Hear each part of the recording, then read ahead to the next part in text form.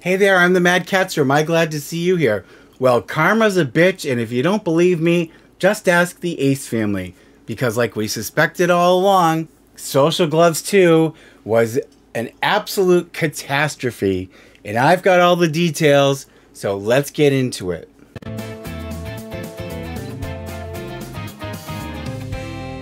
So I'm here with Sybil the Enforcer today. She did decide to get out of bed. I told her we were doing a story on the Ace family, and she said, is it good or bad news? And I said, well, it's bad news. She said, well, I'll come down and make a video.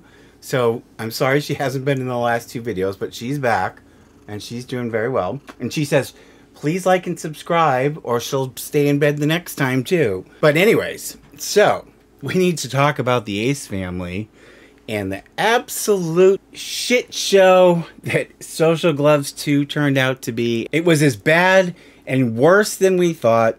And so let's talk about the story. The Ace family. So we've been talking about Social Gloves 2 since they announced it. And, you know, all along, I've been telling you guys, I thought that there's no planning going into this. It's got shades of last year's Social Gloves 1, which we all know was an absolute mess. And there were lawsuits galore, and it was a total disaster. And Austin, when he announced Social Gloves 2, he put up this post that said, basically, oh, everyone's been compensated, aside from the glitches, you know, basically that it was a total success last year, even though it was nowhere near a total success. So I thought, well, maybe he's learned his lesson. Well, the first clue was he didn't put any lead time into planning this event. He gave himself like a couple of months. I think, was it? Yeah, I think it was like 2 months to pull this off. And that's an awfully short lead time, especially when you're booking the Crypto Arena, formerly the Staples Center, which is like 20,000 seats.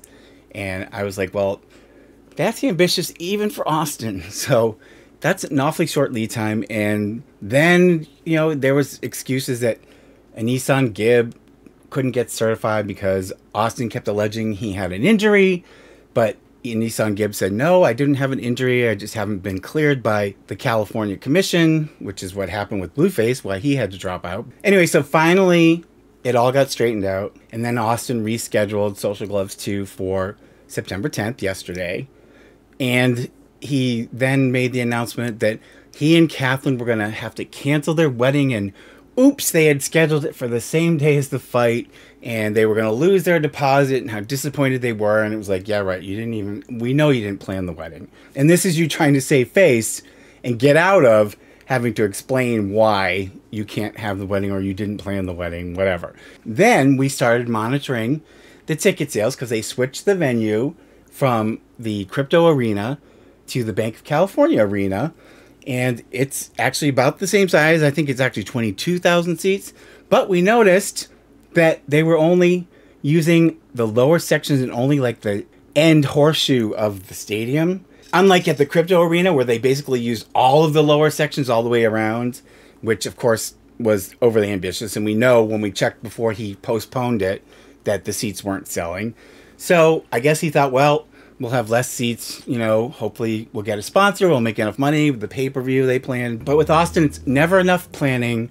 It's always hurried and rushed. He thinks he can just snap his fingers and work a miracle. You would think he would have learned by now. It doesn't bode well when you don't put any planning into an event.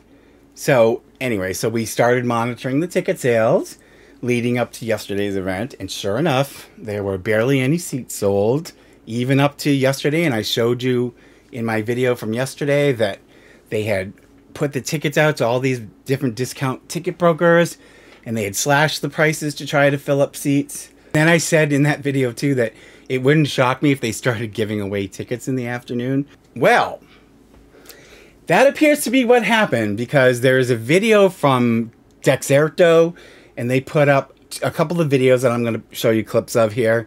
But they actually one of their people went to the event, and he said that sources at the arena told him, now mind you, this is worse than I thought, they only sold 200 tickets. According to Dexerto and their source, they only sold 200 tickets, and they gave away 1,000 tickets. We are are here at the Bank of California Stadium for the McBroom versus Gibb fight, and we've talked around to some people, and some sources say that they've only sold 200 tickets today and gave away 1,000. Well, first of all, if I paid for a ticket and I found out you gave away 1,000 tickets, I'd be pretty pissed off and I'd want my money back. But even with them giving away 1,000 tickets, they showed the arena shortly before everything got underway, and he said he counted maybe like 300 people there. If you take a look around right now, there's about, if I had to guess, maybe 100 to 300 people here. And it was totally embarrassing. It looked to me, when they finally did get started, that they had blacked out basically the whole arena except the very low floor section. And like they had crammed the few people that did show up into that section to make it look like there were a lot of people there. And then they, of course, had the fight. Well, it gets even better or worse, depending on whether you're a McBroom or you're one of us, because Anissan Gibb kicked Austin's ass up and down and all over town. And when Austin finally had enough, he went down like a rock. Was a total knockout.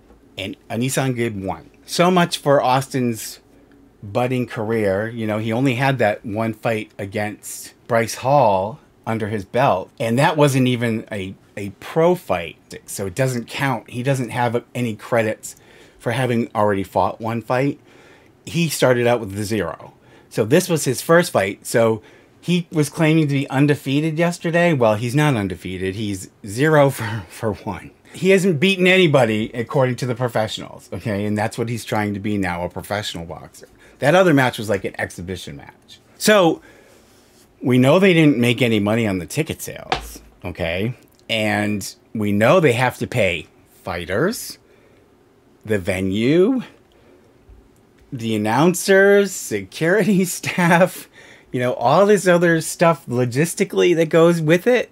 So if they didn't make any money on the ticket sales and they had a pay-per-view, then they better as hell have sold like 1 million pay-per-view watches. But I suspect that that's not going to be the case either. And I suspect that's going to be a disaster. I know some people did watch it, but someone told me that I guess it was up against an Ultimate Fight Club event. And a few people told me they were going to watch the other one and not give the $39 to Austin. I haven't been able to see any of the numbers yet. There's nothing out there yet about what the total was, but I'm guessing this is another event that just isn't even going to break even. They're not going to make any kind of a tiny profit off of this. And I'm sure his father, who was like involved in this, do some cut too. But you know, whatever percent it is of 0 is 0. So I'm telling you, I'm not going to be surprised if we see lawsuits coming down the pike on this one, like I said yesterday. So we will keep an eye on this, and I will let you know the minute I hear anything. And I'll keep looking to see if I can get the figures from the pay-per-view sales. And I'm suspecting that they're going to be disappointing. And, you know, if last year's event didn't get enough pay-per-view views when there were a lot more recognizable people involved, then this year certainly didn't get enough. And especially because they didn't promote enough. And in fact, KSI was really ragging on Austin in social media. And he was like posting, saying to Austin, you know, where's your ticket sales? And basically saying, you know, this is why I won't get involved with you, because you can't even sell tickets to an event. So, you know, I know Austin really wants to fight KSI, but I suspect that that's not going to happen anytime soon. I know KSI makes money on these things, just not fighting Austin McBroom through Social Gloves. So that's the scoop, guys. So Austin went down. The ticket sales were a bust, of course, and we don't know the pay-per-view yet, but I will let you know when we do. And let's keep our eyes open for lawsuits, because I suspect we're going to start to hear a little rumbling like we did with last year's event coming through the media about people not getting paid or not getting what they were supposed to get. So, I don't know. Tell me what you think down below. Is anybody surprised? I'm not surprised. I said, Edith, are you surprised? And Edith said, I'm not surprised at all. We know the McBrooms. They don't make money on anything. So anyways, Like and subscribe, please. Thank you to all of our supporters. You guys are awesome. I don't have a package to open today, although I know one is supposed to be coming. So hopefully for the next video. But I appreciate all of you. Thank you so much for watching and for being here. Take care of yourselves, and I will see you in the next one.